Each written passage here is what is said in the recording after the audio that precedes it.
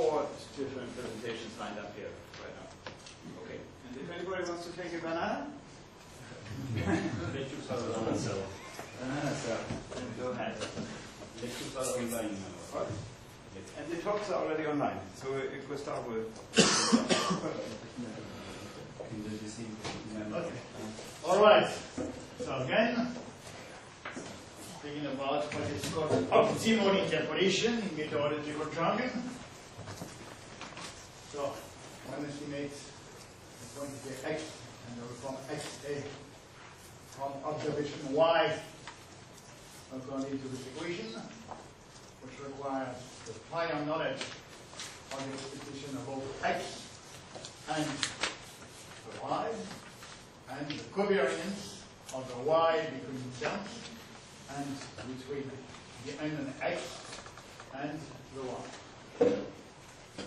And in the case there is one unique observation, I've shown that one individual observation defines the correction on the basic estimate of x, with spatial variations are the same as the variation of the correlation function, covariance function of the basic field between observation point and the current point.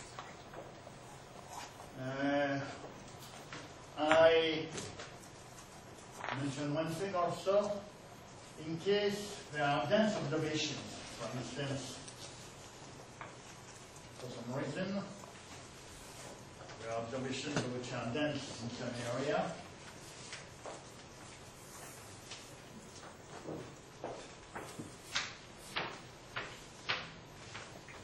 And I want to estimate the field at a distance which is some distance at a point which is some distance away from the cluster of observations. And obviously, it is necessary to give in a sense to each of these observations a smaller weight than we would have if any of them was isolated. Yes, I mentioned that the weight beta g, which appear here, doesn't have to add it to add it to 1, because there is one basic expectation. This is the weight given both the basic expectation and the observation, which fundamentally adds up to 1. The weight beta g, which are determined anymore, don't necessarily add up to 1. What I'm saying here is realistic. Well, because of the mutual correlations between the observation and this cluster of points, the system automatically, it is easy to see that in the equation, I'm not trying to do that, automatically give to the observations which are clustered a total weight which is the same weight that what one observation which is located here would receive with an accuracy which is essentially the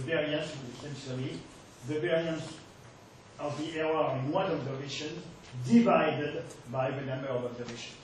The system, because of the presence of the covariance matrix between the eyes, automatically ensures that in case there are observations which are strongly correlated between the films, the weight given to each individual observation is smaller than it would be if it was isolated. So in a sense, the system is much more efficient than the system which would simply give to each observation a weight which depends on the distance between estimation point and observation point. That's much better than that. Of course, it does minimize the variance in the estimation. Okay. So I briefly go for simple example again. But one point which has importance. Okay. Again, the same formula. And here, there are pairs. This actually is again a scalar projective term, which is the correction added to the basic expectation through the knowledge of known y is a scalar product. This is a row vector. This is the square matrix, and this is the column vector. This is a scalar product built on this matrix, which is positive definite. And here there appears a vector, the inverse of the current matrix of the y, times the center of y's, which is independent of what I want to estimate.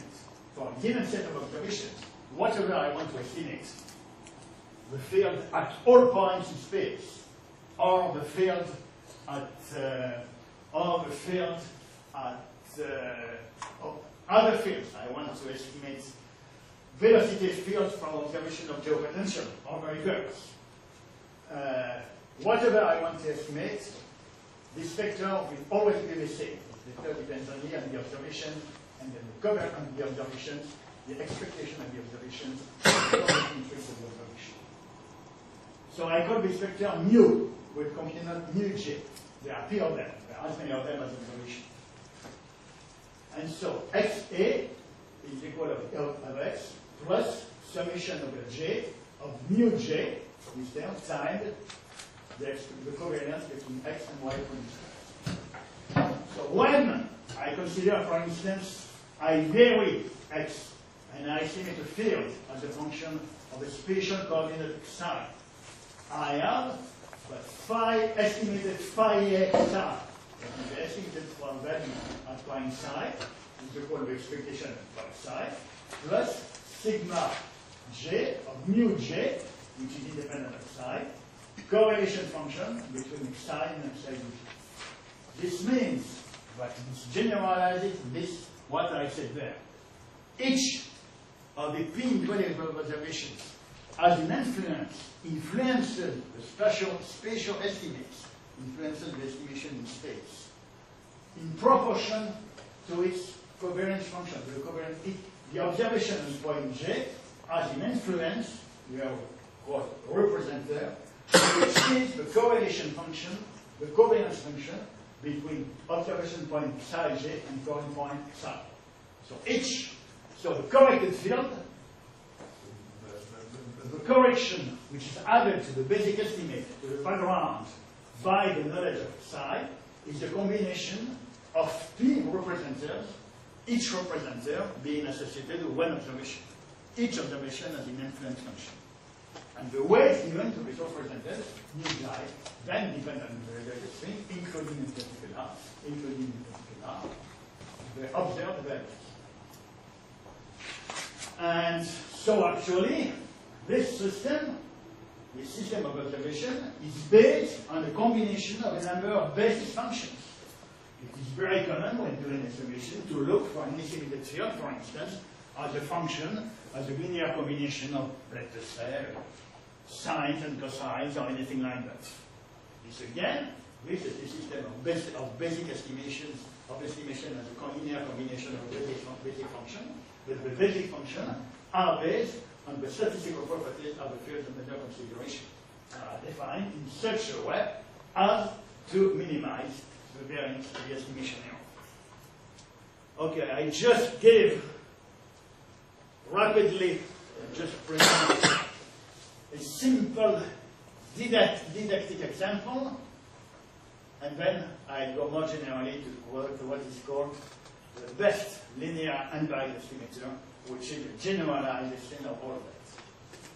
So these are simple examples, which I worked out numerically, very simple. I took a random function, or usually it was sum of exponential with, yes, it was of the form, if I remember well, and I could find again, I took an experimental function of the form, again the function phi of psi. Psi was a one-dimensional periodic quantity of the form psi over 2 and 3 equal sum over m on some alpha m, or n being minus n equals n, alpha m exponential of REM psi. IM psi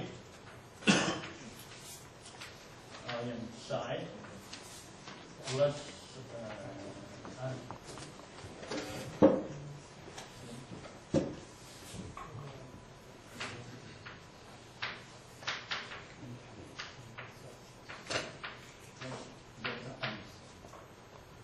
well, the alpha m that time were random, with, of course, alpha of minus m being the imaginary conjugate of alpha m, which is the reality of the field, m derivative minus n plus m, and that time was uniformly distributed between 0 and 2 pi, and alpha m at the time were independent. And I just took this random field, very elementary. This is the covariant corresponding covariance function, which is maximum, which is homogeneous because of the fact that the time is uniformly distributed between 0 to 2 pi. Maximum for distance 0 decreases, becomes 0 at about 2 special units of my system, then becomes slightly negative and positive and oscillates, and then comes back here because of periodicity. And this is one example where I took one particular realization of this random function and took observations, quotation mark, at a number of points, which are assumed to be exact, no errors. So the estimated field went through the observation, because the observation was specified to be exact.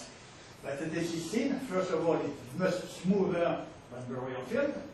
But it is so because the distance between successive observations is large with respect to the correlation function, which was about 2 correlation distance, which was about 2 grid points in the system, which is the correlation distance.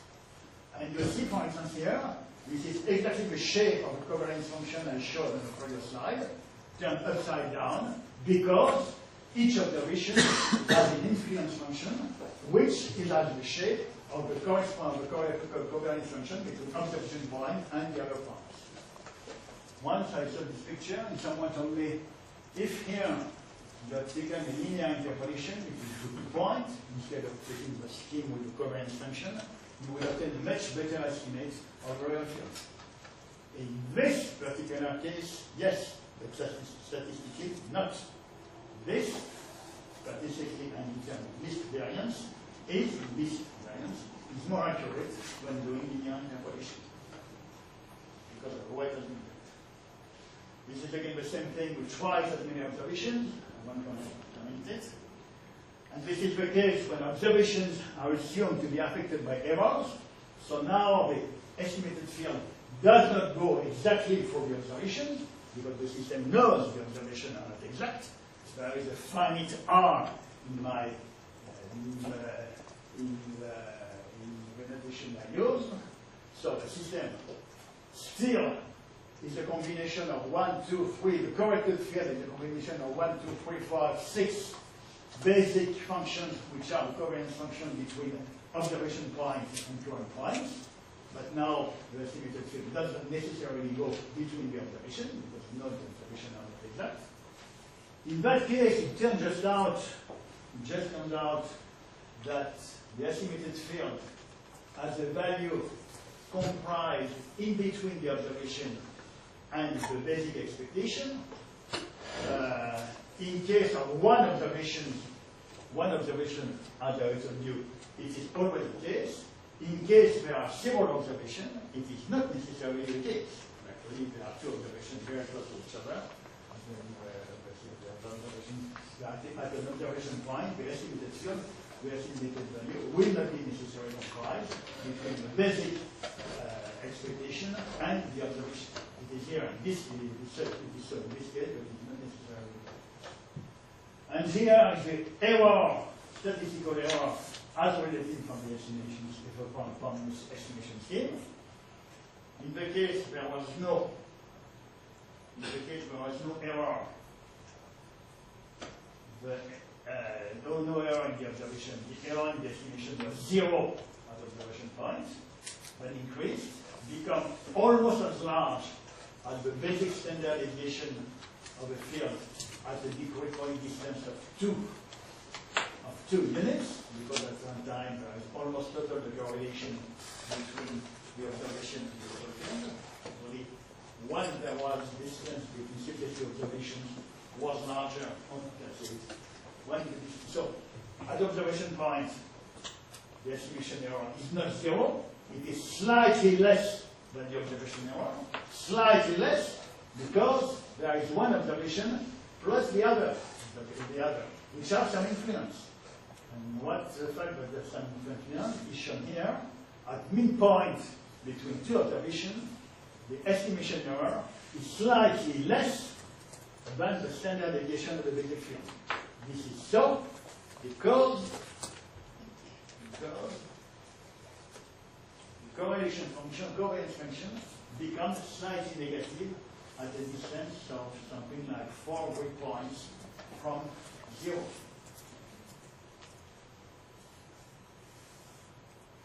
So here estimation error becomes slightly less than the basic standard deviation of the field. For finding on the opposite, at 2 grid point distance from observation, it is not the error, it is not distinguishable on this scheme from the basic standard deviation. So this is a very simple didactic example which shows that in this type of scheme, one very important parameter is the ratio between the distance between observations and the correlation distance of the basic field. If the distance between observations is large with respect to correlation distance, then what each observation will do to create in this vicinity a pattern which has the same shape as the corresponding covariance function.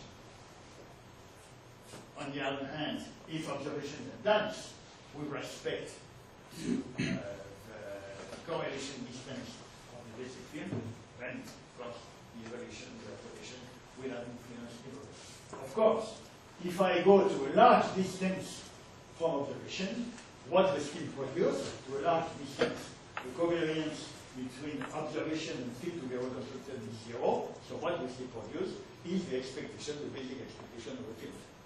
Each function has a finite influence in physical space. Now, so this has been used, and in a sense, because it is implicitly contained in estimation done by Kalman filter and variational assimilation. Under Bayes' form, at the time, there was what was called univariate interpolation. That is, physical field, for instance, temperature is determined from the observation of batteries only. And what we did, there was multivariate interpolation, in which observations of different physical fields are used simultaneously. And of course, this requires the specification of cross-covariances between various fields, for instance, geopotential and wind. When cross-covariances between mass and velocity fields can simply be modeled on the basis of geostrophic balance. Now, cross-covariances between, for instance, humidity and temperature and other fields, there is obviously a correlation between humidity and temperature. That's obvious. But still, cross-covariances between errors in humidity field and temperature field, specifying this cross-covariances is still at this stage a problem. Instead, yes? So climatology doesn't work.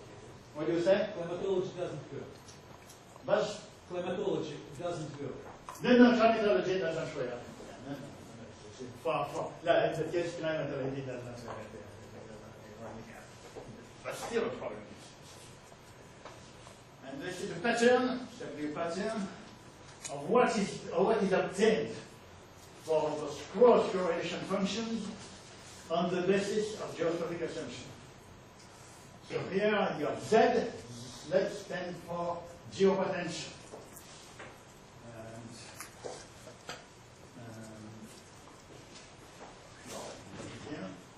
And I suppose, for instance,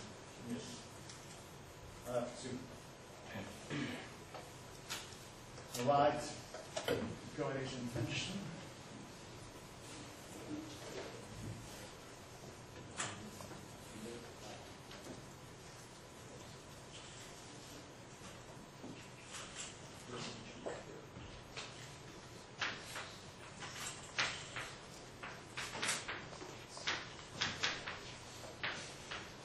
For all who are not familiar,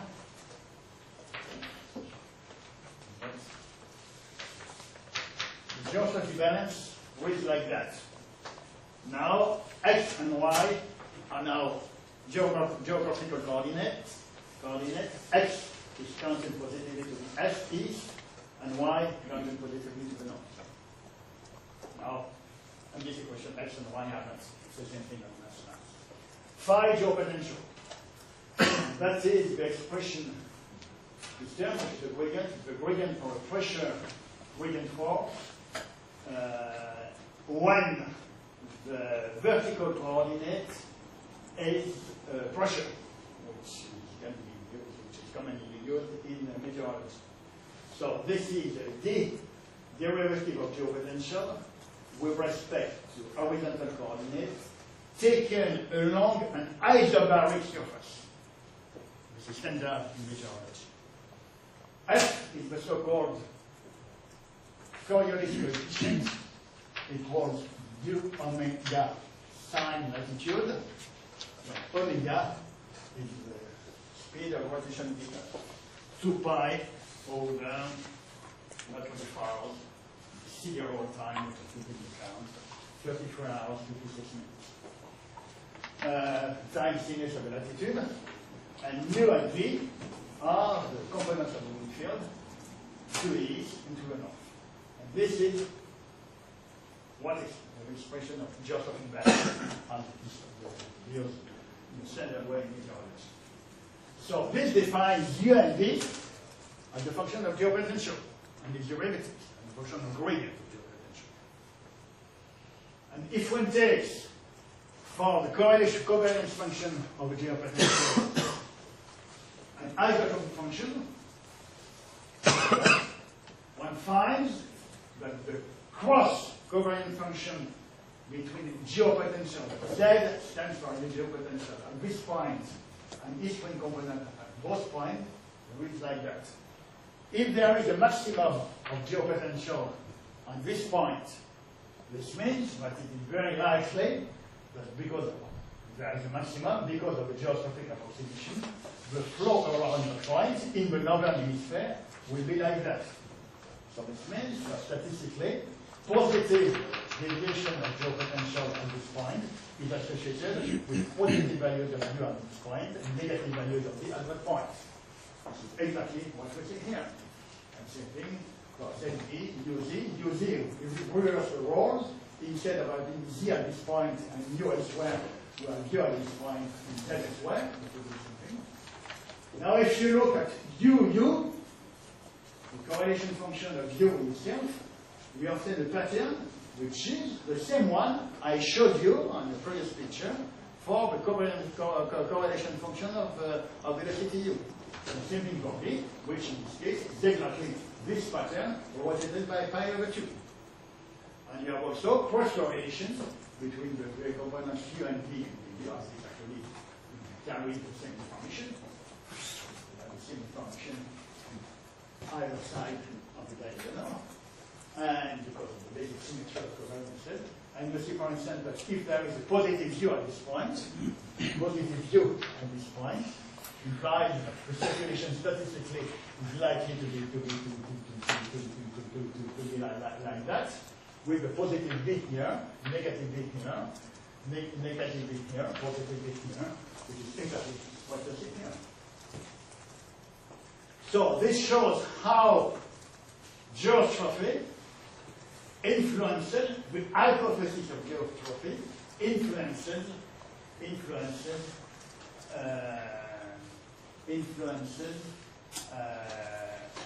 starting, for instance, one hypothesis for the covariance function of geopotential, how geostrophy determines covariance functions for winds and all correlation between wind and geopotential and so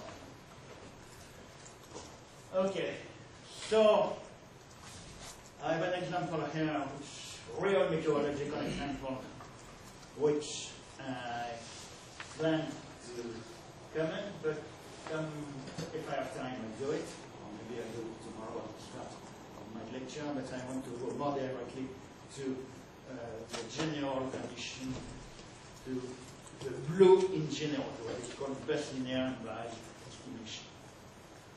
Well, if instead of estimated one variable x, I estimate a number of variables.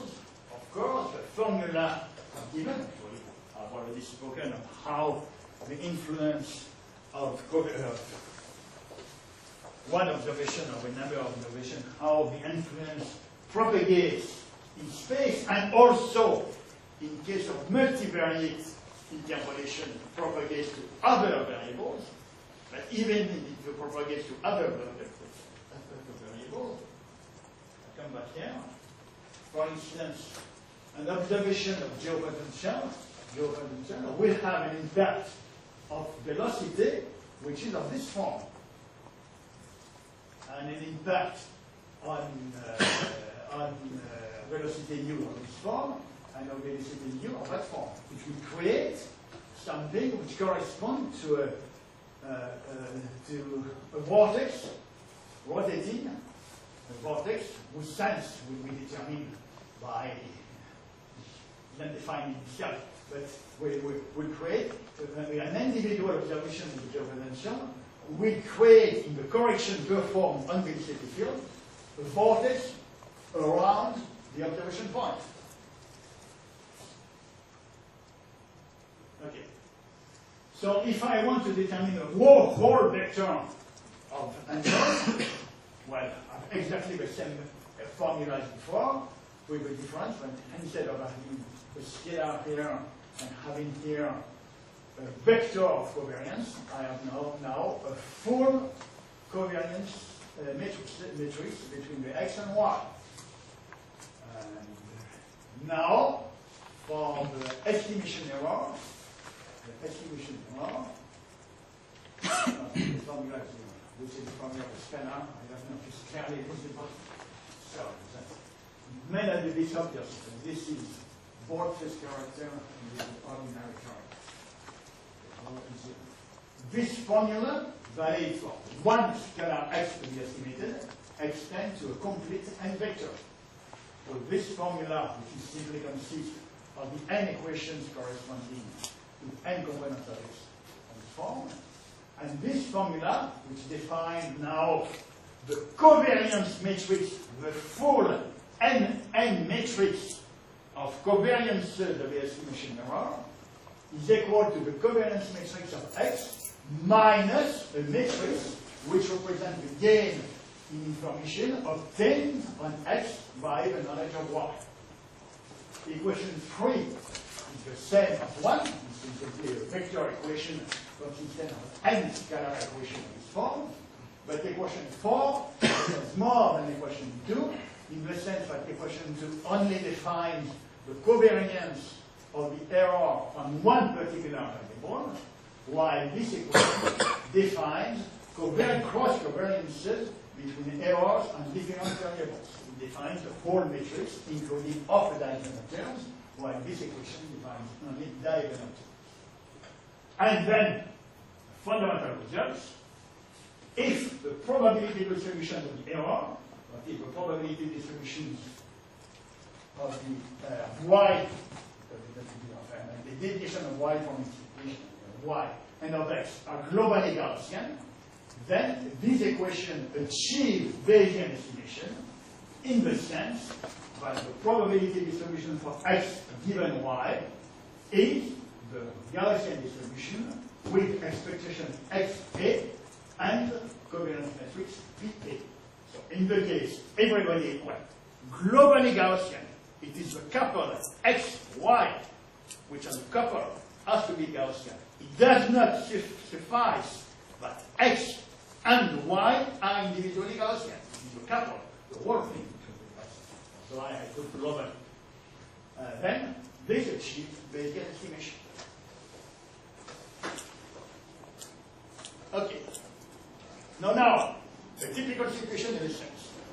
I want to, a typical situation is the following. I want to estimate a state vector x, which is describe state of the flow at a given time, to be precise. But of course, it's much more general. X and Y, I mean, it could be absolutely anything. It could be a race on the stock markets, on one hand, the position of the planet on the other hand. It could be absolutely anything. As long as there is a correlation, I can. And the data, so X is to be estimated. What is available is a background estimator of X.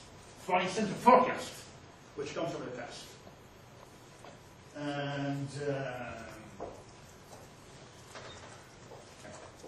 it could be an actuarial probability distribution. But I have a background, XB, which is known. I know the values. XB is numerically known. And it is equal to X plus some error zeta. And then an additional set of data. For instance, observation. It doesn't have to be observation. It might be. In the situation to consider, usually it is mostly observation. Belonging to observation space with dimension P, which is of the form of Y equal H of X plus Epsilon.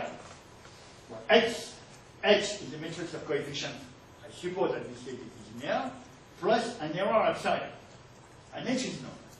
H relates the observed quantity, expresses how the observed quantity depends on what I want to reconstruct.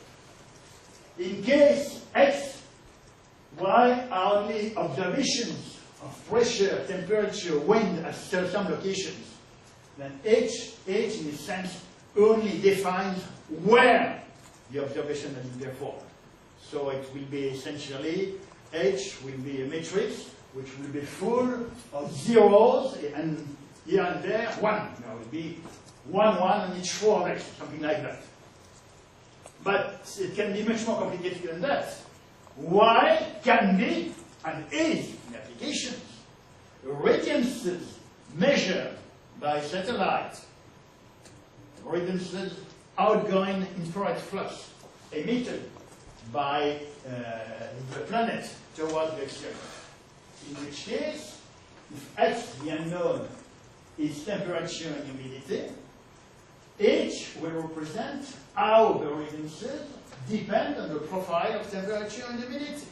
And physically, that dependence is defined by what's called the radiative transfer equation, which defines how each layer of the atmosphere emits to both upwards and outwards, and how the emitted radiation might be absorbed in between the level of emission and the level of observation above the atmosphere.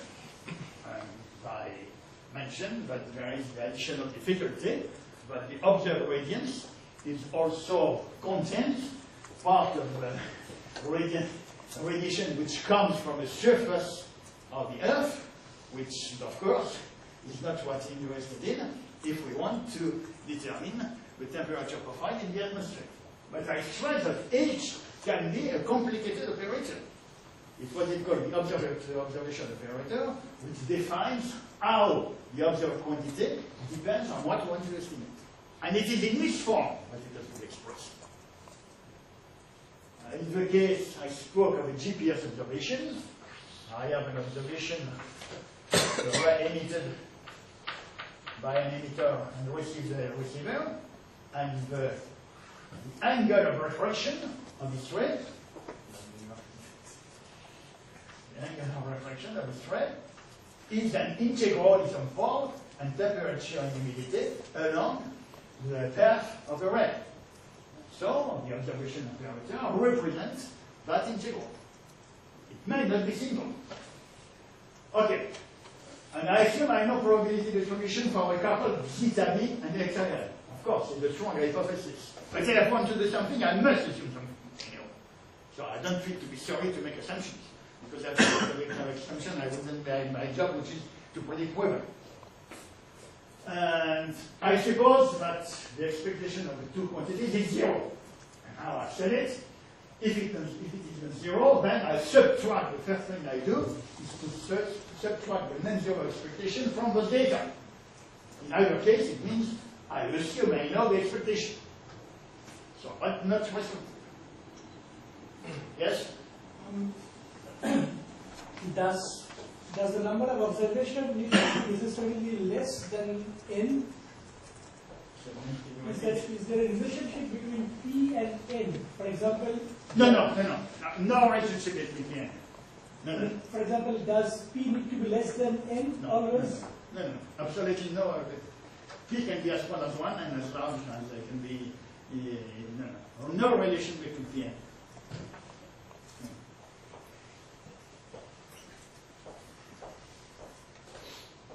In practice, P is much smaller than N. But that's not absolute, but in practice, not absolutely not necessary for what I'm going to say.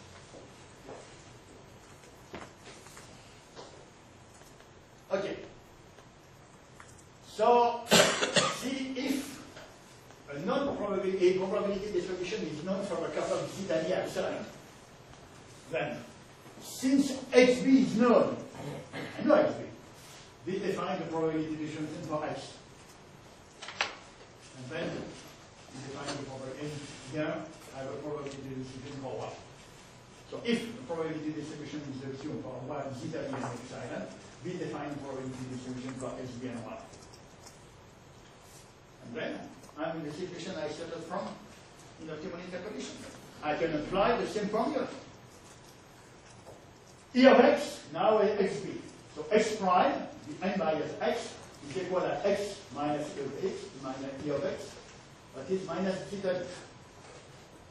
E of Y is equal to X, H, XB. So Y prime, the n bias, the center of Y, is equal to 1 Y minus P of Y, equal Y plus Y minus X, XB, equals epsilon minus H zeta b. Epsilon minus H zeta b is exactly Y minus H HB because HH eliminates out. That is called the innovation vector. The innovation is the difference between what my background predicts for the observed value and the observed value.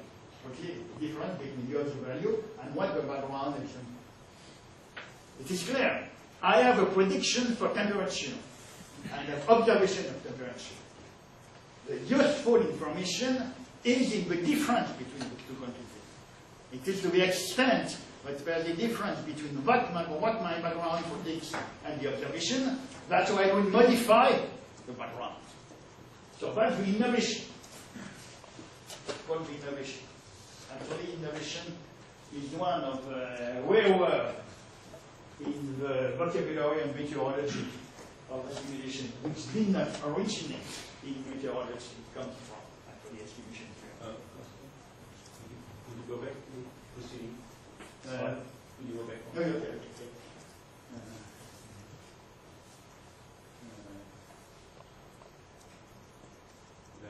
But is it trivial that the expectation operator and the H operator commute?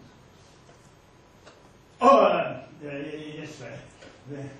The H operator is supposed to be to consist of coefficients, which are known from physics and maybe statistics, but non-coefficients, which are maybe known in a sense beforehand.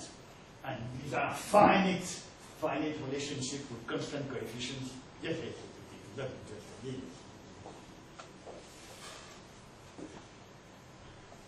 Okay. So in order to apply the formula which I introduced for optimal interpolation, I have to determine the covariance matrices of X and Y, or X prime, that is, the expectation of the tensor products X prime, Y prime. And so X prime is minus zeta v. So I developed and get this. And I have to express the correlation to know the covariance metric of Y with itself. And I develop and I have here a number. Now I assume that the background error and the observation error are uncorrelated. But again, from a physical point of view, is disputable. From a mathematical point of view, it is not restrictive. because if these things are independent, are correlated, I can recombine, redefine the new observation by new observation, y2, as being a linear combination of the background and the real observation, so as to obtain a new observation, which is affected by error, which is then correlated with background. So mathematically, this is not restrictive. Although in order, of course, to do this recombination, I will have to know what the real correlation, covariance between zeta b and epsilon is. So this is disputable from a physical point of view if I simply have backgrounds from the past with new observations. In particular, there might be in the new observations performed by a satellite, which has already made observations a few hours before. These observations made a few hours before have been injected in the previous analysis, and so influence the analysis. And so it is not true that there is decorrelation between these two. Right. So far, that is systematic in meteorological and oceanographic classification. It is disputable from a physical point of view. It is not from a mathematical point of view. And I decide to call the covariance matrix of the background error PB, and the covariance matrix of the observation error R. This is rather standard. This is often called B. In particular, some of you may know a paper by Ide et al., which defines standard notation for assimilation in meteorology, and they introduced B. And I use PB because PB is consistent with BPA, which is in other physics. So this is just naming things, and this is a hypothesis, which again is disputable if one takes raw observations, but mathematically it is not disputable, in fact, in the sense that it could be possible mathematically to rush the concept to which modify. And now I apply the formula which I derive for optimal interpolation. XA equals E of X plus correlation covariance matrix of X prime and Y prime times Y prime covariance matrix inverse times Y minus AY. And I get, with my notation, I get that XA equals XB plus a matrix times the innovation. So, correction done. I said this morning that in sequential assimilation, one has a background XB, which is combined with the observation Y to obtain an analysis XA. This is a formula for doing that. A formula which is optimal in terms of minimization of variance, of estimation error variance. XA equals XB plus that matrix, PBHT, SPBHT transpose, PBH transpose, HPBH transpose, plus R, the one thing minus 1, times the innovation. Of course, if the innovation happens to be 0, this never happens, but if an extraordinary stroke of luck, the observation happened to coincide exactly with the background, there would be no point in correcting the background. So the correction would be 0. It's obvious. It comes out of this formula. Another thing, if I assume the background to be exact, that's rather unlikely, because PB equals 0. So XA equals XB. I assume PB equals 0. Actually, you can find that this formula just by qualitative reasoning, you can find that this formula, except for a possible multiplicative factor here, is the only possible one. If you want to correct a background with the observation for a linear scheme, that is with the matrix, in such a way as to minimize the error, you can find on the basis of purely, qualitative reasoning, that it must be of this form up to a possible multiplicative coefficient here, which of course you cannot obtain by qualitative reasoning. But you find it. As for the estimated error, that is the covariance matrix of the analysis error, It is equal to the covariance matrix of the background error minus a term which represents again the gain obtained by the knowledge of y and the knowledge of x. And XA is the best linear unvariate estimate of x from xb and y. Okay, so these are the basic equations of assimilation as it is done now in meteorology and oceanography, except for particle filters, which are still in the context of our applications at the stage of research, not used in any real physical application. Are they used in any real physical applications? All what is done, at least in part, is based on formula. If you have to retain one formula for this course of assimilation, then choose this one. Is the one to be written. XA equals XB plus a matrix which is called the gain matrix times the innovation. And the gain matrix as a structure, actually one can be interested in looking at the dimension. You ask me if there is a necessary condition between n and p. N as dimension x and dimension n. P as dimension y as dimension p. This, which is actually the covariance matrix of y as dimension p. So vector dimension p times vector matrix p. Here we obtain the dimension vector dimension p. H, from what I said before, y equals hx. The formula was y equals hx.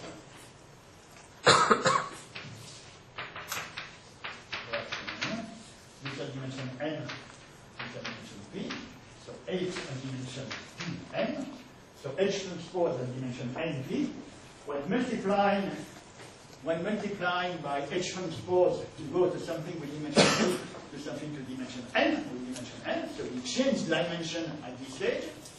And then we multiply by pb with a dimension nn, because it is the covariance matrix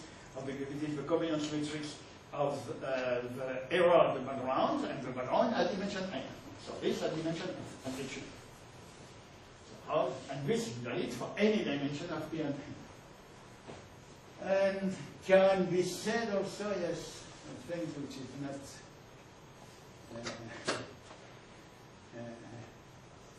it is sometimes said that when you do this, instead of time, arrive at this stage, you go from observation space, you're still in observation space, you go to state space, and you say, here, you are in state space. That's not true.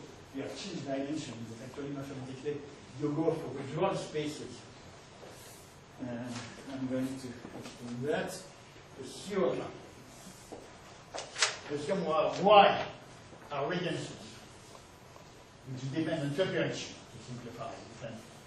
Radiances depend on the quantity. I assume that y are radiances. So h are dimension, so temperature, dimension r, whatever the unit for radiances, times t minus 1. So y has physical dimension r. Y has physical, but this is the physical dimension. Again, y is given. This is the covariance matrix of errors. This is the dimension 1 over r. So here, or 1 over r squared. So here you have the quantity which has physical dimension 1 over r. And you multiply by transpose. You multiply by h, or h transpose, which is transpose by the same dimension, which has dimension t minus 1. So here, you don't obtain something which is in state space, with the dimension of temperature. You have to multiply it by pb, which has dimension temperature squared, to obtain the temperature. So here, you change numerical dimension, but you go back from doing that. You don't go directly from observation space to state space. You go in between through the dual spaces in which the dimension and inverse. Actually, it is mathematically, it is known, but when there is no scalar product and there is no underlying scalar product, and there is no underlying scalar product in the x and y domain. There is none. The transpose of an operator, H being an operator from space E into space F, the transpose of H is an operator from the dual of F into the dual of E. This is exactly what we see here. I stress that these equations, two properties, are invariant in any change, in a invertible change of coordinates, either in observation space or in state space. You can modify the observation, for instance, transform through the hydrostatic equation, which is linear, a profile of temperature into a profile of jet potential. This is the linear operation, linear invertible operation. Or in physical space, you can consider the wind field either, define it either by its components, its UV components, by geometrical components of the wind field, or at the surface of a sphere. You can define it by its divergence and rotational, which is of a two-dimensional field, is a scalar. And if you define to take a divergent field and the rotational field at the surface of a sphere, with conditions by the integral of these two fields are zero, space integral, then that defines uniquely a velocity field. And that is a linear operation, which in finite dimension, if it's probably discretized, is perfectly invertible. The result will be the same. The result will be the same. These equations are invariant in any chain of coordinates. These are actually more than vector matrix equations. They are tensor equations. For those of you who have some knowledge of tensor calculus, which is actually not very difficult, in a sense, vocabulary, these are tensor equations. And another fact is that these equations and this estimation process is totally independent of the choice of any scalar product, either in state space or observation space. You don't need a norm in either one of those two spaces to make this estimate. Of course, there is underlying scalar product. The scalar product defines the covariance on some random variables, but it is a scalar product which is not in either data space or state space. It is a scalar product of random variables, whether these random variables happen to belong to observation or to state or anything else. It's something else. I stress again. So this matrix is called the gain matrix. These two formulas. There is an equivalent set of formulas. It is not absolutely evident that they are equivalent. This can be shown algebraically, it's not very difficult. It can be shown also on the basis of just qualitative arguments. Both formulae correspond to least square estimates, linear least square estimates of the So the gain matrix, instead of being PV HT is equal to PA, this PA, HT, H transpose, M minus. Again here, you go through the dual spaces, and you go from the dual space of the observation space to the dual space of the state space through H transpose, like here. And PA, the alpha of PA, the matrix PA minus 1 equal PB minus 1 plus HT R minus 1H, which is the same formula than the one I showed you this morning in my elementary example. 1 over S equals 1 over S1 plus N over S2. This was the variance of the error on each of the two individual pieces of information I had in my X, and that was the variance of the corresponding optimal estimate, of the corresponding Bayesian estimate on the basis of Gaussian distribution. In this sense, it was the same. 1 over minus 1, 1 over PA equals 1 over PV plus 1 over R, and you need an H because R and PV that don't belong to the same space, don't belong to the same space, you need something to make a connection. That is precisely H. But it is the same formula.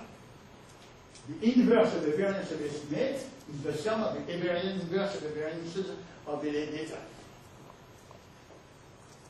And finally, the most important point, not the most important, but an important point, in case everybody is Gaussian, that is, the couple zeta b epsilon is Gaussian, then this achieves, this formula, either these two or those two, achieve Bayesian distribution in the sense that the conditional probability distribution for x given the background and the observation is the Gaussian probability distribution with expectation xa and covariance matrix Pa. So this achieves the Bayesian distribution in the Gaussian case, and in the case, of course, the relations are linear, but H is linear. In fact, we can, of course, define the transpose of an operator, which is not linear in the first place. Although extension of that can be made, we do it, we make it, we'll extend that to mildly, well, I would say, nonlinear cases. So what is called the blue, and again, a large part of what we do is based on the blue. If it's based on the blue, it is not because we know or we assume that the errors are Gaussian. It is not because of a property that we use this scheme. If we use this scheme, it's because this scheme, it is, as I said, the simplest of non-naive algorithm, and non-simplistic. Minimizing variance, a quadratic quantity is the easiest thing to minimize. And that is why we minimize the quadratic quantity of variance, because it is the easiest thing to do. And it turns out that it is sufficiently accurate in some sense to be useful. And that is the reason why it's useful. It's not because of a property as interesting as it may be in its own right. So it is sometimes said that these methods are valid only if they are Gaussian. Entirely depends on what you mean by valid. If you mean that valid, if valid means achieving Bayesian distribution, yes, this method are valid only if the errors are Gaussian. Maybe there are some particular type of error probability distribution which will lead to the same equation, which are identical. But if valid means practically useful, then it's not true. It doesn't mean Gaussianity. Okay, so that's the end for this presentation. And I must say tomorrow, before I start talking, well, one again, not sure, one more thing. I must say a few things in addition to that, in particular comment, my meteorological example, before I start speaking of. Well, I may comment briefly this example tomorrow. And one thing, please. I will build, in a sense, on this equation. If you want to retain only one formula from this series of lecture, and I think Pavel also is going to build on this equation, which appears explicitly in the German sketch. Okay, well, thank you.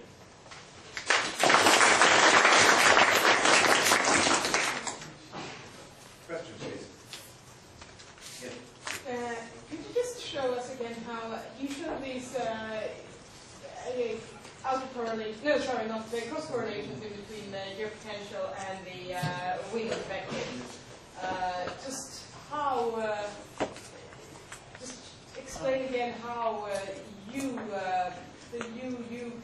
autocorrelation you there, how it ended up being the way it was. I was a little bit too fast for me there.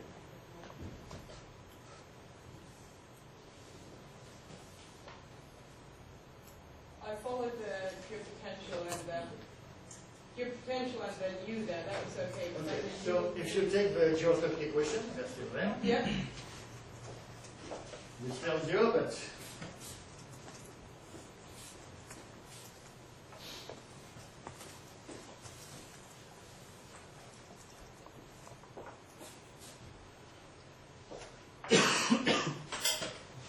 u equals minus 1 over f d5 over y. So y now is not one coordinates. Of course, since f is equal to omega sine of latitude, this breaks down, and the equation done by longitude. And d equal so this is minus plus 1 over f d5 over y.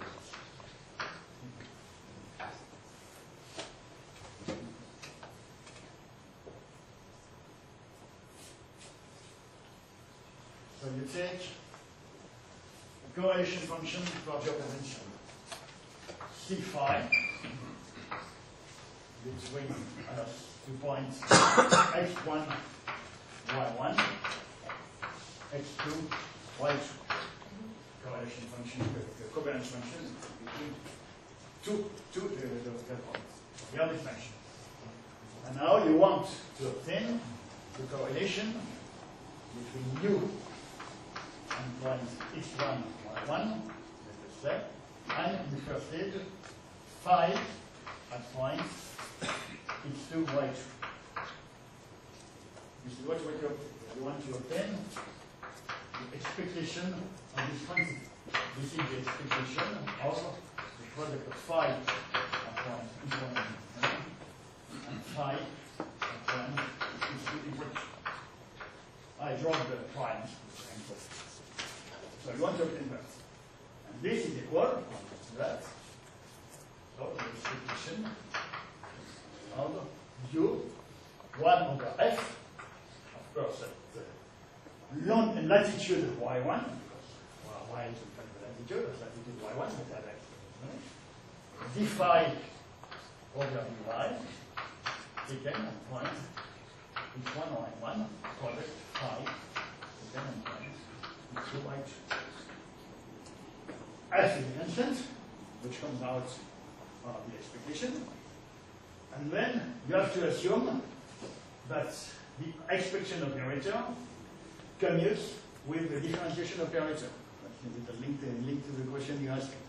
This will be slightly less obvious, but I think on general condition, these two will commute. So this is the differentiation with respect to y. So this will be 1 over minus f d over dy, 1 of the expectation of phi and point y1, expectation of phi, y, and this will be 1 minus f of d over dy1 of set of phi x1, y1, y2.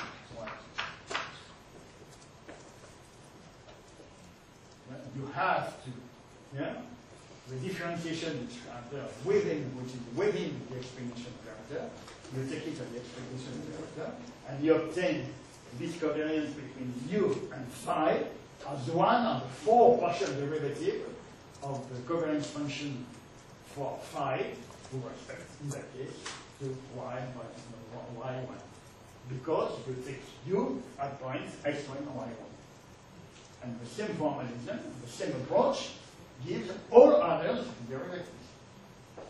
Then you can give them that to obtain the covariance of u itself, differentiate then with respect to y2. So we obtain 1 over f squared d second derivative with respect to y1 and y2 of this function, and so on.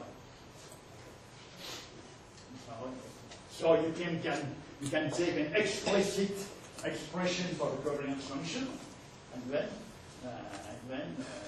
obtain this. In fact, they can be refined, but they can structure critically the behavior of the covariance function when x1 and y1 become close to x2 and y2. I stress this point to say that anything is not a covariance function. And I stress it because I know that innumerable people have fallen in a trap. If I have a few minutes, I'll explain that. I said that the covariance matrix is definite positive. Obviously, a covariance function, which is an extension of the notion of covariance matrix to infinite dimensional space, must have a similar property. And the state easily. I consider the quantity, the number of points psi I, assuming that the random function is defined in space, again it will be defined in time, in both space and time. And I consider a range of the symmetry prime, I equals 1, 3, again. So p points, and consider the quantity sigma of lambda I from I equals 1 to p, where lambda I are given scalars. I square that. Sigma of I of g, lambda I, 1 to g, p prime, psi, p prime, and g. And I take the expectation. Well, the lambda is not random, so come out of expectation.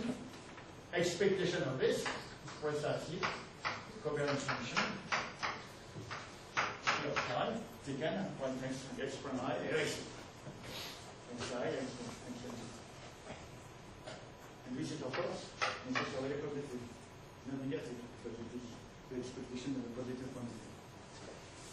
So covariance function have a remarkable property that given any number p of points in physical space, any lambda I, this will always be positive, not negative. And not a function of its property, definitely not.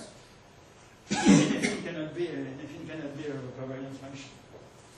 That's the way it's property. And the first time I looked a number of years ago, I implemented that. At the time, Timoney interpolation was called Gandin's method because Russian meteorologist by the name of Gandin, which has some knowledge of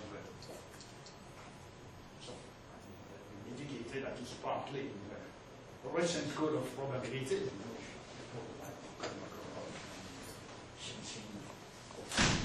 And so they have knowledge about probabilities. And he wrote a book in the 60s, which for a number of years was very much, it was translated into English in Israel,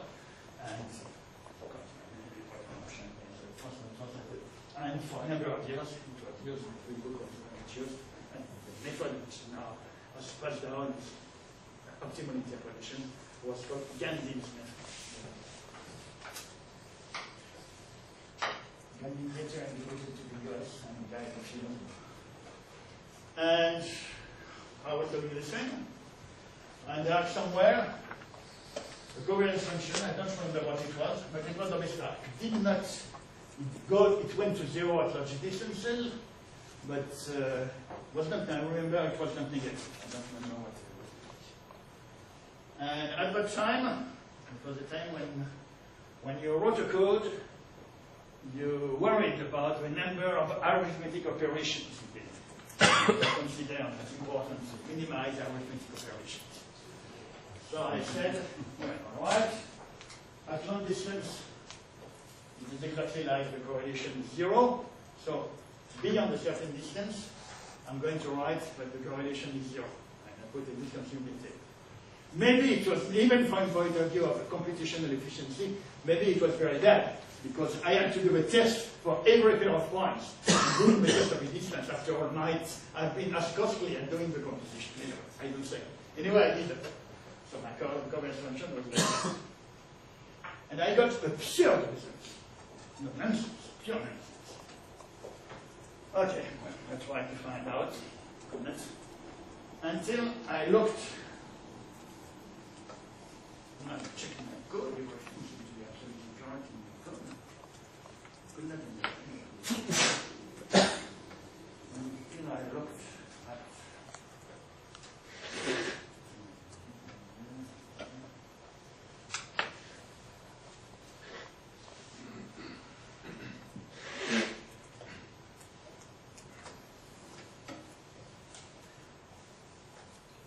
Yes, at the minimum of the variance, I'll define the risk quantity. I'll use this one here. And it was negative. So, okay.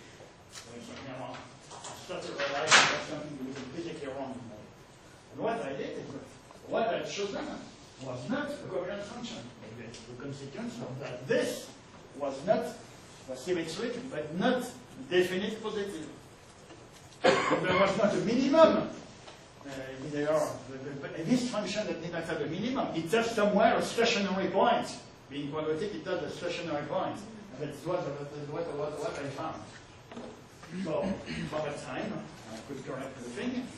Actually, it is easy to see that if the covariance function is continuous, which is homogeneous, that was the case, but I learned later, is continuous at the origin, it is continuous everywhere. Because if at the origin the covariance is 0, correlation is 1, if you take 2 points here and there, the mutual covariance between these 2 points, the mutual correlation is very strong, and times to 1, these 2 points tend to one to each other. While the correlation between this and that is 0, and between correlation between this and that remains fine. But it is impossible. If these 2 points be totally correlated, the correlation between these 2 points and this one must be the same. So discontinuity here is impossible. I did not find that at the time, but I could correct it. And later on, I learned that. So a covariance function is not anything. And I know that innumerable number of people had fallen in that trap. Something else. If I consider homogeneous correlation function, covariance function, homogeneous covariance function, but it's covariance function which depends only on the vector. I'm speaking of Euclidean space, but it's covariance function of the form C5, C1, C2 equals some function gamma of the difference, vector difference, psi1, C2. Covariance function, well, functions which have these properties are called positive definite. I don't like that because if you say a function that it is positive definite, you might believe what it means that it can only take positive values, which is erroneous. Covariance function can have negative values. If you take as a random function a cosine function in which the only random parameter is the position in space, and all positions are equally probable, then very obviously a totally negative correlation between 2 points separated by half the period function. Just things actually in one dimension, the function cosine x1 minus x2 is a covariance function. And they can take negative values. So the functions which are property are called positive definite functions. I don't like that. I prefer calling, speaking of function of positive type or something like that. Anyway, these functions are the same way as our covariance function. It is necessary for a covariance function to have this property, and conversely, a function which has this property can be a covariance function. And if you consider homogeneous function, then covariance function function of positive type are the function was Fourier transform with respect to the difference x1 minus x2 is real and positive. This is theorem, a real theorem, which is called in the West Borner theorem of Borner, and which a Russian called Finchin theorem. Finchin was one of the Russian mathematicians in the 30s, 40s, and 50s, like Kolmogorov, who developed tremendously in probability. So Borner theorem, the West Finchin theorem in Russia.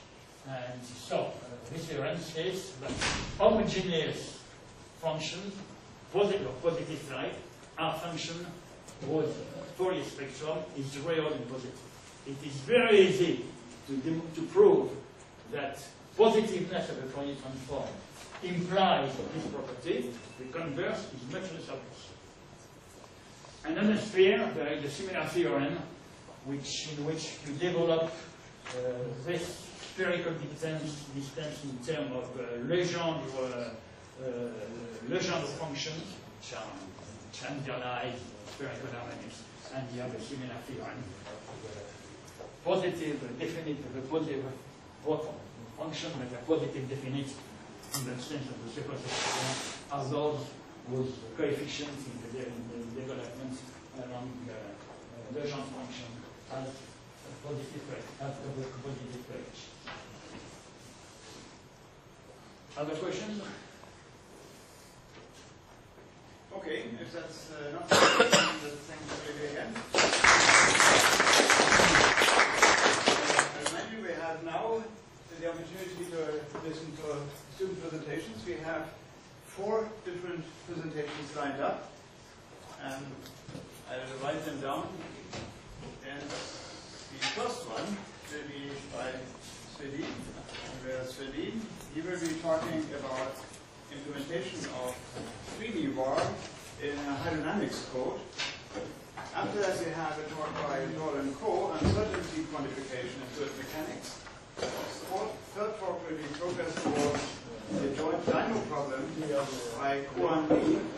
And the fourth one will be Randall Duncan. And that will be on urban flood prediction, real time from weather, radar, and rainfall, and so forth. Yeah. Longer time. I'll write this down in the meantime. Also, the session should not be too long. I will put a sharp stop after approximately 10 minutes. We are running short of time, and I realize it might be a bit harsh on some of the presentations. But please bear with me because we do have the reception at 5:30 after that. So let's get underway. So, hi, my name is Andreas. I understand that some of you are tired. I should not be tired because it's 11 in the morning in New York and I just flew in. So, it should be morning and I should be fresh and not so sleepy. I didn't do anything on the plane this night. So, let's...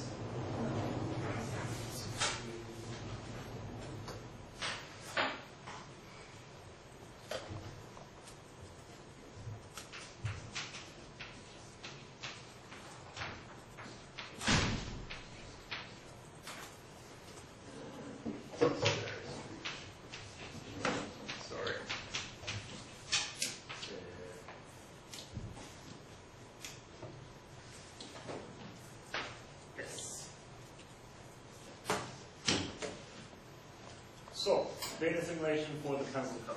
The pencil code is a multi-purpose hydro code, which a lot of people. Sorry.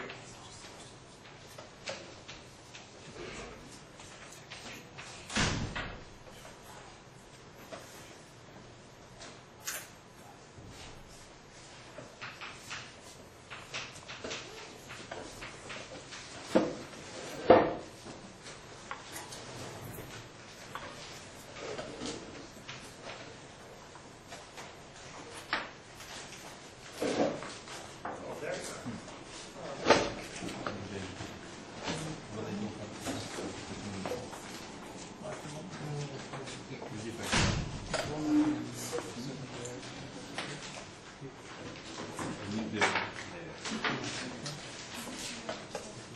one-drop technology. So I hope you can see this. So the pencil code is a multi-purpose Python code, which is used by Axel and a lot of his team. And then we just a simple implementation and see if the most basic, or one of the most basic data simulation scheme for 3D works for pencil code. So what we did, sorry, as I said, I haven't sweat on that, so my excuse.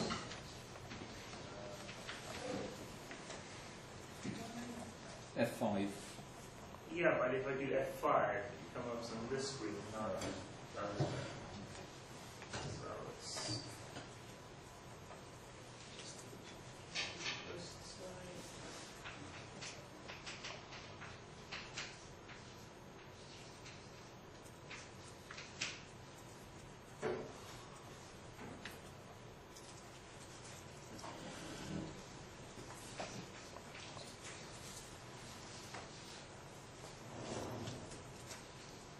If you go up the top menu, that should be a slideshow, right? Yeah, but if I do the slideshow, I get it on my screen, not on this. Oh, sorry.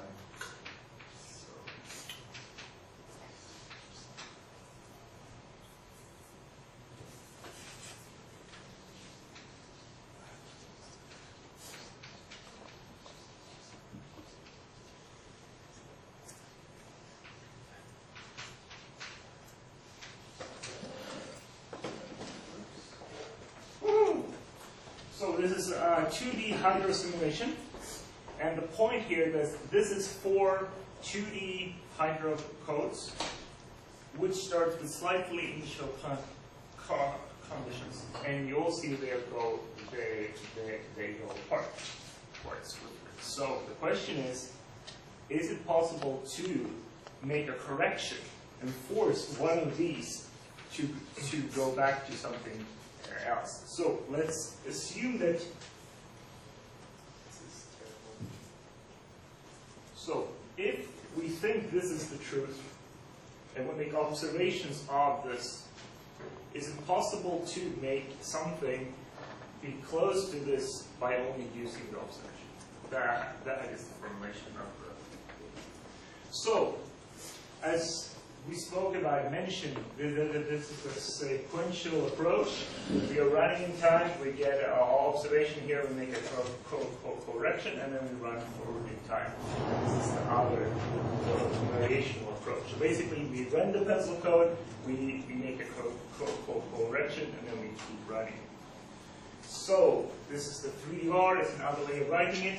We recognize the B, which was PB, which is the covariance of the background. And then we have the observational covariance, we have the observations, and we have the background state. And basically, this is a cost function, and we're going to find the value, the state value that gives this as small as possible. And basically, it says that if the variance of the observation is small, we should give way to this term, and if this value is small, we should give way to this term. So, how does this look? So, the black curve is what we call the truth, and right now you can't see it, but on the top of these peaks, we have synthetic observations. And if we just start with the initial condition and run it, it is this green curve, and after a while it goes away. But if we use these observations and make corrections to the entire 2D field, is it possible to get something which is the brown curve that kind of follows the black curve? So is it possible to force it back? So what we see here, that is the true state. This is for real state, but this is corrected at certain times. Sometimes you see a shock, and that is a way of pushing this back. So, I think, I picked the wrong movie. I think I picked the wrong movie. Sorry.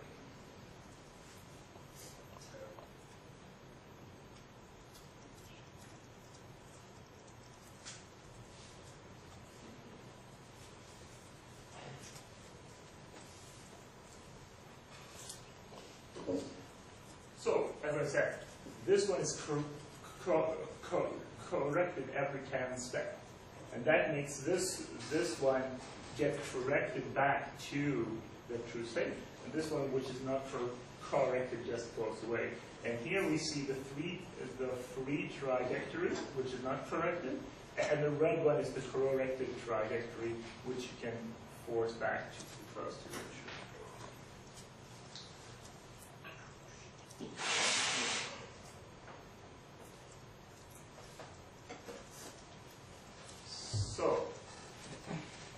So the interesting point is that even so, what we does is that we have this observation here. We are making very big corrections here, but this brown curve is still following, getting back to the black curve in a very nice way.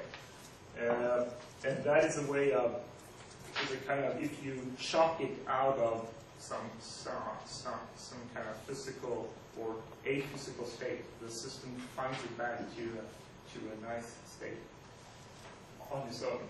But if you let it run, it goes away. So one can kind of see that even with quite bad observations, it's possible to get it into some kind of reasonable thing.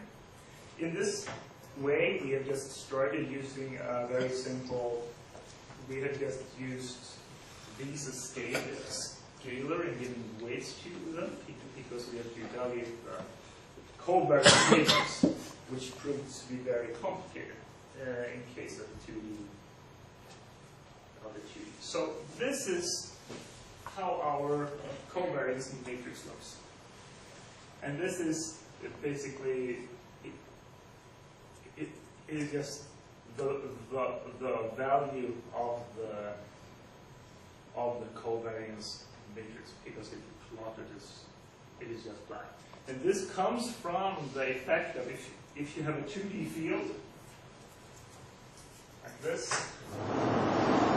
is probably a solved problem, but for us it wasn't solved. So if you have a square field, and then you take the first row and the second row, and then you form this into a, if you form this into a long state array, you find that this point here and this point here is correlated because they are close. But if you move this into a long array, you find points here and here and here, which are correlated physically in the 2D field, but they are far away in the 1D array. And if you multiply one of those arrays with itself, this is what you get.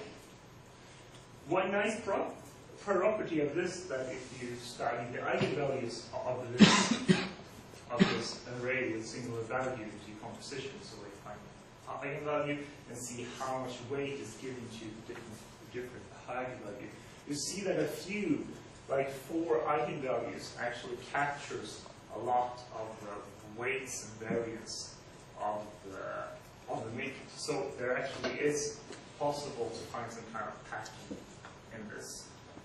I think that is. Thank you. So. Any questions? In the meantime, you can hook up your computer. So the main purpose of this is, of course, that people get that data. That's yours, right? Use that. PowerPoint. The main purpose of the student presentations is, of course, that we get to introduce each other a little bit. Let me also point out that the first lecture tomorrow morning will be given by Pavel Sarkov, who's sitting over here. It's Pavel. You may see him later during the reception. You can talk to him. Also, other people that are local here that you should ask for help. The reception will be in the Noida main building, in the other house. So you go out of here, and then the first house to the left, the first yellow house to the left is the Noida main building. There are local people here, they can briefly stand up, who have the key card. The people here in the back row. So they will help you to get into the house. If you otherwise go to the front door, there's a doorbell as well.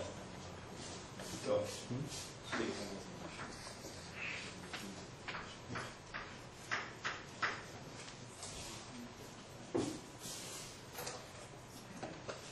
Got another slide?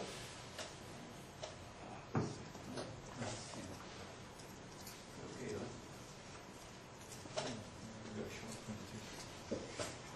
So I'm Jordan Coe, and I just threw some slides together during the lunchtime.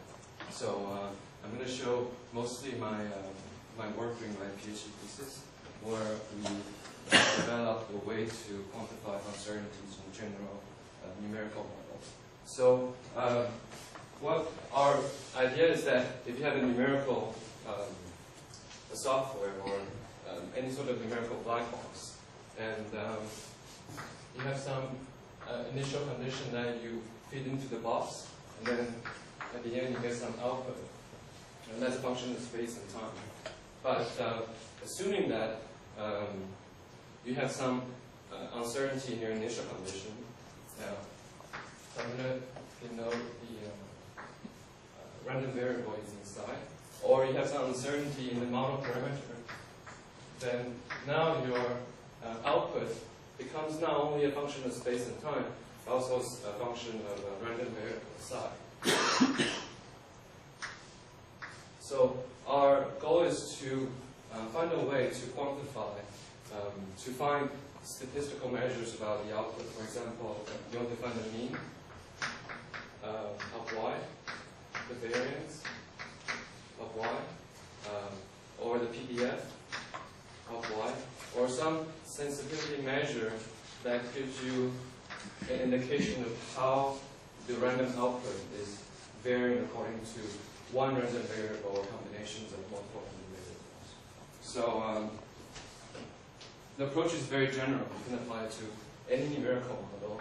And during my PhD thesis, I have applied it to numerical simulations of fluid mechanical problems. So I'll show you quickly the theory behind what we're doing and give you some examples of what we did.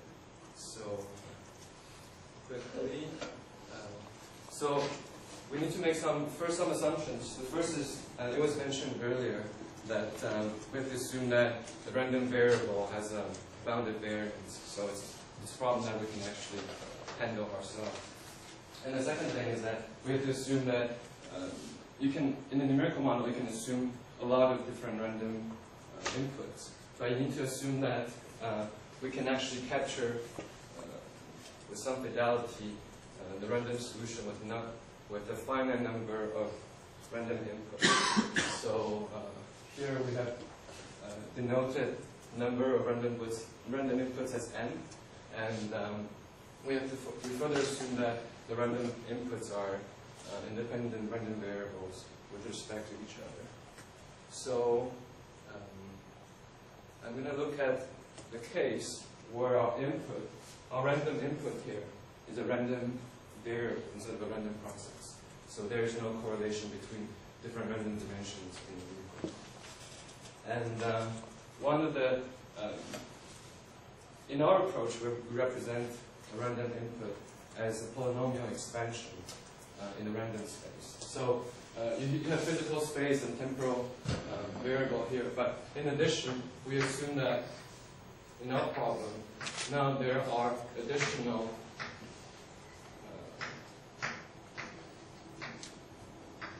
up to small n random variables in our random space, and they're orthogonal with respect to each other. So we try to capture this random input by polynomial expansion. And this is actually a method that was created quite early by Wiener in 1938, where he represented a Gaussian random variable with a Hermite polynomial. And if you have a uniformly distributed random variable, you can also use a Gaussian. You can also use a Hermite polynomial to represent this variable. And it takes a lot of terms to represent, do a correct representation. But we can say that it converges quite well if you increase your terms of expansion. But recently, at Brown University in early 2002, this approach was generalized, where any random variable can be represented using classical orthogonal polynomials that are from the Wiener-Aschke scheme. So obviously, with this representation, you could truncate it at some point. And the truncation is a function of the number of random variables and also the power in the polynomial that you use to represent it. So quickly, some examples. I mentioned earlier that Gaussian random variable is represented using Hermite polynomial.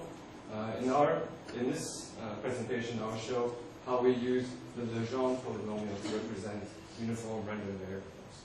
So the way we choose, the reason we choose them is because the reason we choose them, the polynomial this way, is because for Gaussian random variable, the PDF of Gaussian random variable is very similar to the wave function of Hermite polynomials.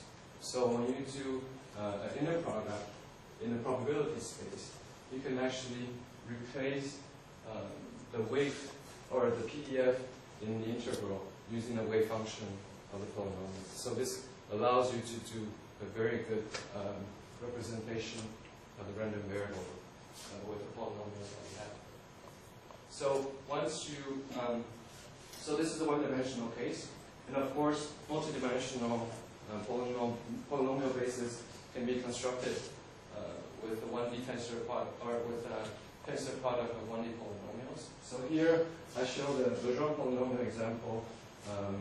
On top, right here, you have the constant case. So this is just a meter. And then as you go higher and higher here, you include more and more nonlinear terms. So you can imagine that if you have a process that's very oscillatory, then you need to go to a very high number of polynomial orders to capture all the fine details. And also, if you have a lot of random dimensions, this tree grows a lot bigger, grows very fast. So this is what we use to represent the input. And similarly, we also to represent the similarly we have to represent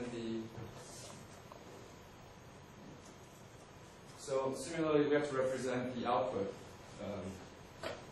Say for example our stochastic solution U, we also do a polynomial expansion using the same polynomial basis.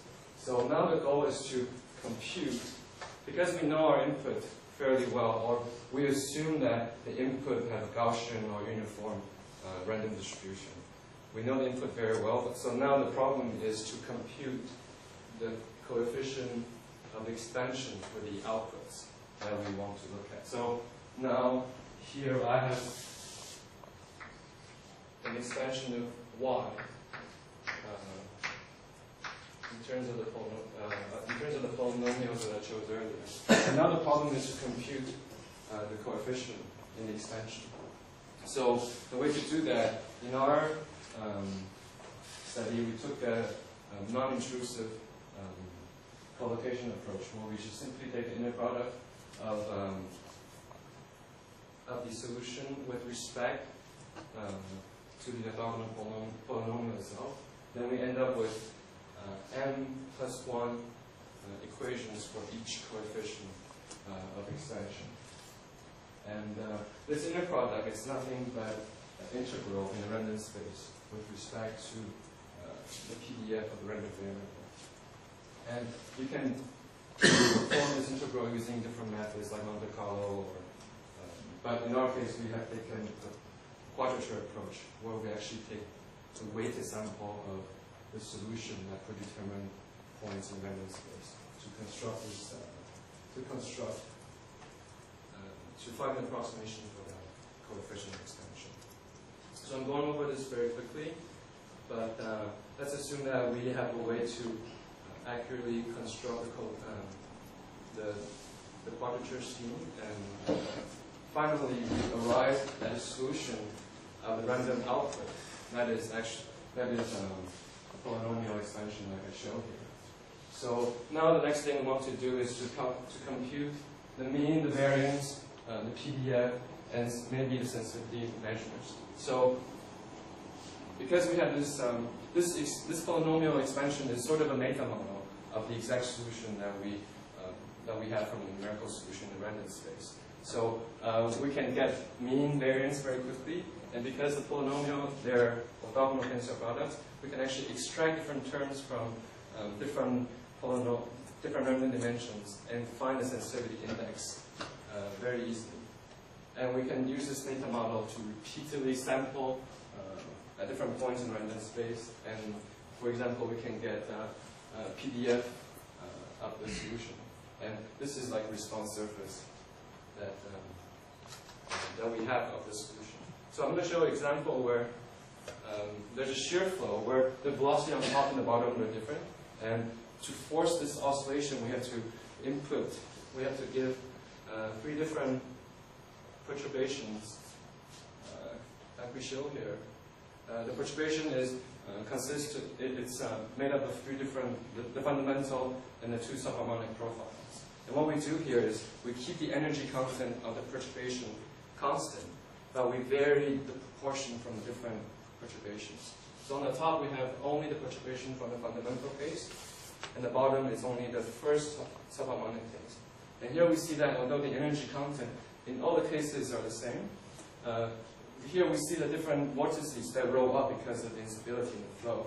And we see very clearly that there's an influence from the distribution of the energy content between the different modes. But in previous studies, there had never been any case where they studied the sensitivity of the solution due to the input. So I'm going to show you quickly some solutions. Like I said earlier, the model we constructed is the meta model of the exact solution.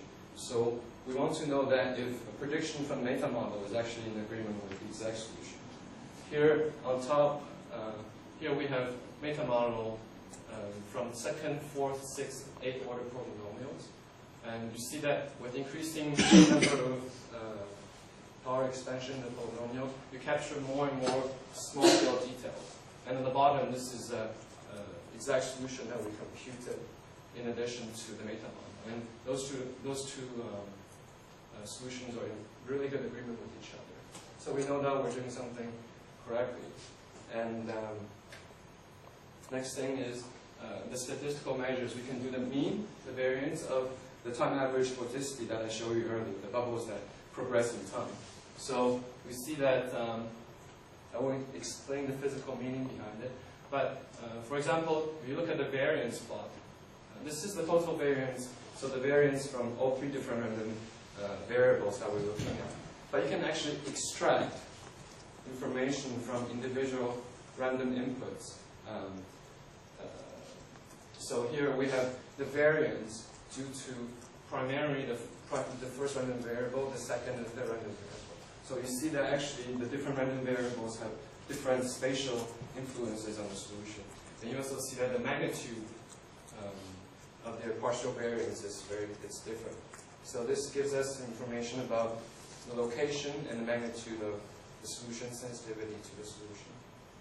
So another thing we can do is to take a lot of Monte Carlo simulations on the meta model and construct a PDF of the solution. So these are just truncated slices of PDF at different downstream locations. And if you compile them together, you actually see that the PDF shows that the solution initially had a dominant state, and then as the vortices start to interact, they jump to the next dominant state, and eventually there's another dominant state that occurs as the solution continues to evolve. And because this is sort of a long-time integration problem, so the accuracy of the solution is very good here. It gets worse when you go further away from the input. So yes, sorry, I'm kind of rushed through this, but this is just to show that this method allows you to quantify the different sources of uncertainty's influence on the solution outcome. And I'll leave the well, this is sort of conclusion from anyway. And from those measures, you can actually get additional information that you will not be able to get using Monte Carlo or other methods, because the numerical solution that we shown earlier takes roughly 20 hours to run every single simulation, and you cannot possibly do 10,000 Monte Carlo cases or a million Monte Carlo cases to get a mean average and the mean variance and PDF. But in our case, we were able to get a solution using 500 to 1,000 numerical simulations, and then we're able to provide additional uncertainty information. Thank you very much. Any questions, please? Otherwise, can I ask one to hang up, put up your computer, please? Are there any questions? No? No? And I think that using this approach, maybe you could compute the coefficient, the variance matrix, the covariance matrix of the outcome at the end, because you sort of have more information on the results. Right, right. Very good. Thank you. And Juan Lee from Zurich speaking about progress towards the joint dynamo problem. Please.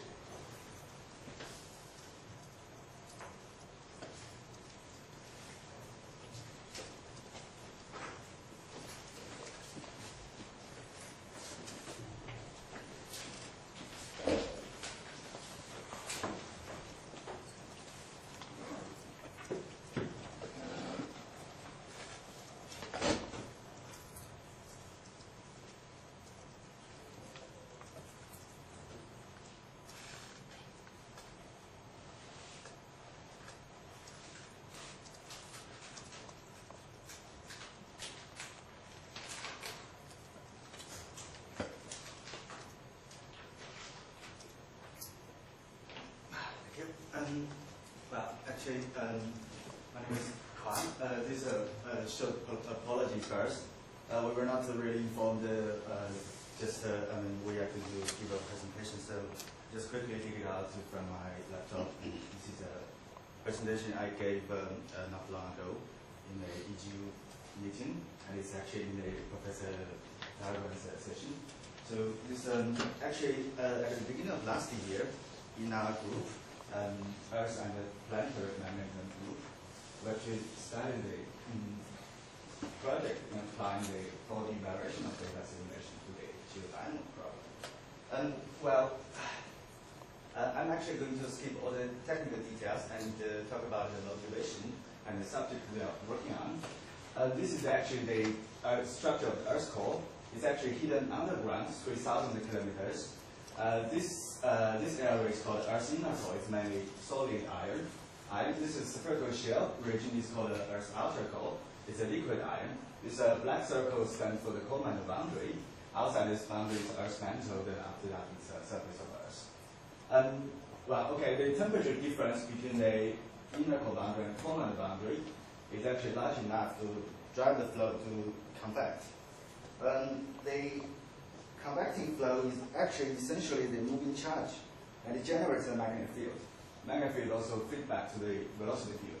The coupling of these three fields look like this: temperature field, the velocity field, they're coupled because of the convection. Velocity field coupled with magnetic field due to the Lorentz force. These three fields actually tangle together, create a highly nonlinear dynamic system. Okay, actually the system is hidden underground. Without any further information, we won't be able to know any inner working of the geodynamo. So we are actually interested in looking for the spatial distribution and the time evolution of these three fields: velocity field, magnetic field, and temperature field. A method which we are using is called 4D variational data simulation, and we want to find out the initial condition of these three fields. Once we have that, and we can forward evolve our system, even predict what's going to happen in the future. And what kind of data we actually have is actually we have the observation of the magnetic field on the surface of Earth, and we have the, for example, like from the most ancient time, the actual and the paleomagnetic data, and from the marine time, it's directly observed data by the sailors, and in the modern time, the global observatory data, and the most recent satellite data. All this data actually provides the global coverage in time and space above the ground. So with the help of this data, we want to find out the initial condition of that. Of course, this is rather more detailed things. This is observation we reach on the surface of the Earth, and we want to project it down to the common boundary, and we want to find out and use a projection the data on the common boundary. We want to find out how does a geodynamo system evolve. So we're actually we started this project last year, so well we are not really too far away from that. At the beginning, we chose a very simple model, which is just briefly mention that one kind of method which we are using is called colloidal and toroidal decomposition. This is a general representation for the divergence free field. We have for example, the divergence free field means the field lines are closed. If there's actually one part of the, intuitively speaking, there is one part of the field which is leads purely horizontally, which is called a toroidal field, for example, like that. And we have the toroidal field. Actually, the rest of the part from the divergence free field is called a toroidal field. As you can see, only toroidal field has a radial component. What it actually reaches the surface is actually the toroidal field. The information of the toroidal field are all just disappeared, and there's no way to find it out. So we actually chose a very simple. Okay, well actually, for the variational data simulation, we want to apply this technique to the geodynamo problem, but at the very early stage, so we chose a rather simple model, which is called a Hall effect. This term is a Hall effect term, and it's a diffusion time variation of the magnetic field. The Hall effect parameter, we call it ID, is about 5. So basically, the Hall effect time scale is about 5 times faster than the diffusion time scale. So, well, quickly go to the result. We want to, okay, so the model, we assume there is no error. And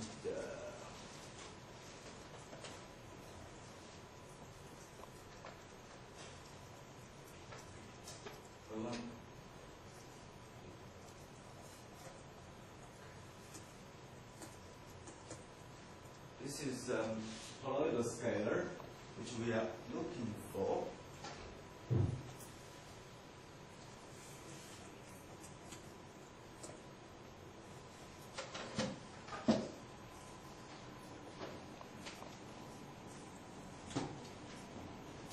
So the red dashed line stands for the truth, and then the green line stands for the rebuilt. We minimize some kind of a emissive function, and we want to. This is a toroidal scale we try to rebuild. During the iteration, and we can rebuild very nicely the toroidal part, because the toroidal part is actually directly observed. The challenging part is actually the toroidal thing. The toroidal field has to be, because it's hidden, so And we want to use a model and observe data to find the toroidal field. Actually, it turned out to be okay because this is due to the so-called alpha effect, and we are able to retrieve the toroidal field. And this dashed red curve stands for the truth. And we eventually rebuild the toroidal part, and we minimize the castle. So.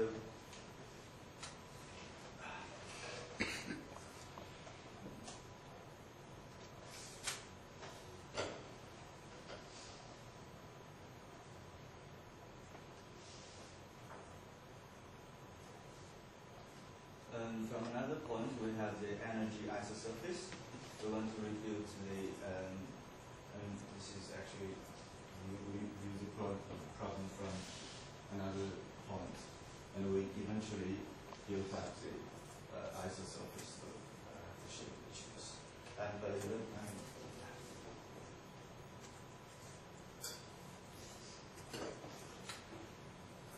is the true isosurface, and this is the rebuilt one.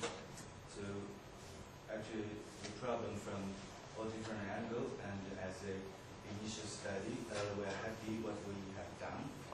And our ultimate goal is of course going to study the full dynamo problem, and it requires both analytical approach of the adjoint dynamo system and also the corresponding numerical algorithm. It's actually on the way. So, thank you. Thank you very much for that. It's really great to see the variety of the various interests that are represented here by the students of our school. So the last talk will be by Andrew Duncan, and that will be on what sounds much more down to earth, or up to the surface of the earth again. And Andrew will use his computer. The title is Urban Flood Prediction in Real Time from Weather Radar and Rainfall Data. And we found using artificial neural network data. And then the title continued even further, right? No, the artificial neural networks was the end of the title. Could probably add some more on now, though, I think. Should I put data assimilation again? Oh, I give you the card. Give it. It's on right.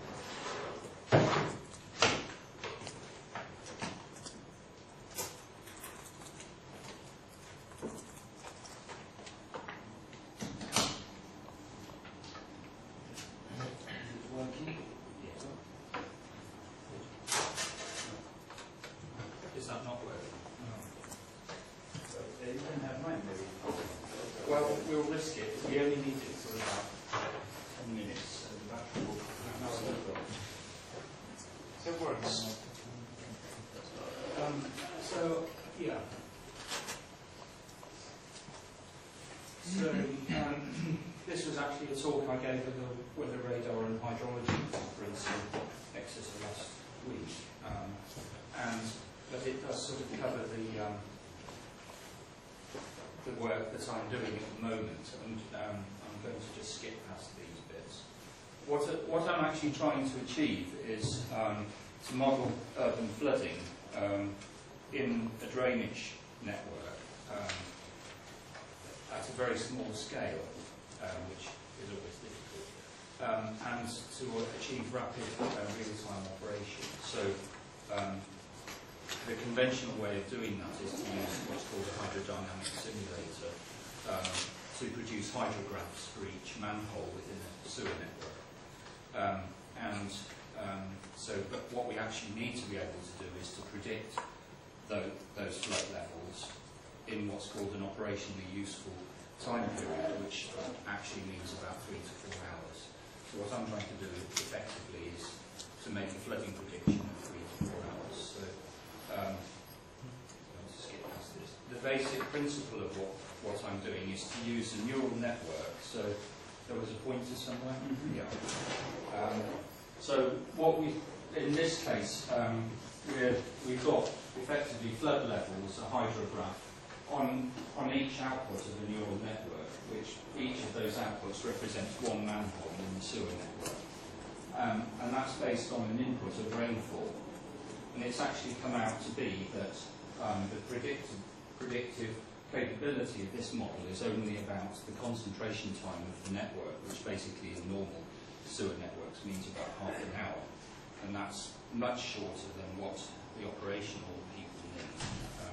So it came out that we needed to be able to predict the rainfall. And so I've kind of approached this problem not knowing anything about data assimilation initially, and so I've started from a pattern recognition point of view, taking rain radar data, trying to extract some features from that, and then apply those to a neural network in order to predict the rainfall, to give the extra predictive capability for the model. So what I'm actually trying to do is probably predict something like about 2.5 hours ahead. Now what I'm going to do here is actually, this is actually the sewer network that I used to test the model. I'm going to have to skip quite fast. These are my results for the sewer model itself, which actually worked quite well. And we got some quite good classification errors between about 1–1.5%. So, and it worked as a surrogate for the original hydrodynamic simulator about 1,700 times faster as well, so which is quite handy. But now the next problem is the rain data, and here we see the UK Met Office Nimrod rain radar set of images for a storm that happened in November 2009. And this is just the raw data. Here is the catchment area, the yellow square here, where I'm actually trying to predict the rainfall. And obviously one of the things that I can have from this field is the actual values of the precipitation estimate from the rain radar data. So I actually have that, and I can use that as target data for training my neural network. And in fact I can shift it to the future so that when I'm training the network on the current rainfall data, I can have the network become predictive in that way. So what I've had to actually do is I basically treated the images by what I'm trying to do is actually extract features from those images. So the first thing I've done is threshold the image and label each of the echoes, the rainstorm echoes. And here we see the track of in the green, the centre of mass of each echo, and the white is actually the geometric centroid of the echo. As you can see, this is only 2 features that I use, but I do actually extract other features. And I'll just go on and show the last image, which this is a combination of the two, where we're looking at the actual data within the thresholded area that I showed in the previous slide. And so what I'm actually now trying to do is to extract the actual features that I'm going to apply to the input of my neural network effectively as time series. So here we see 4 different time series because you've got an X and a Y for each of these 2. And so, but I finish up with a number of other features, such as the area of each echo, the total rain mass, and the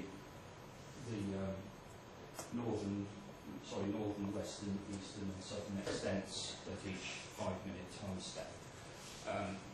But what I've actually realised is that the method is probably not going to be able to predict far enough ahead as it is at the moment. And so what I actually need to do is to integrate in rain gauge data and probably other weather parameters such as temperature and humidity and wind direction, wind speed and so on.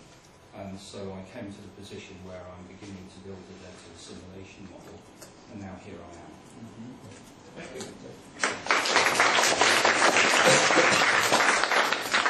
Questions? Okay, you may have questions while we are at the reception, of course, and I think that was great that we saw a few more faces here with the corresponding voices.